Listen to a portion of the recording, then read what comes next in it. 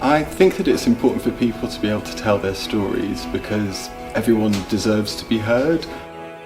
Writing is something which can be so creative and so easily accessible if you just show people the different ways that they can find their own narratives, tell their own stories and express themselves.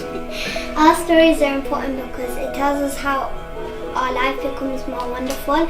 In the future we can flash back of all of the fun and peaceful times we've had.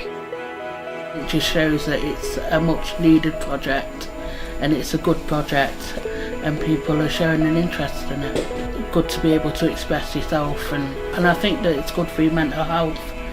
Stories either make you laugh or cry, but stories bring your emotions out. It's validating as well for people to be able to tell their stories, so projects like this are just, I don't know, I just think that they're really important and there should be lots of them.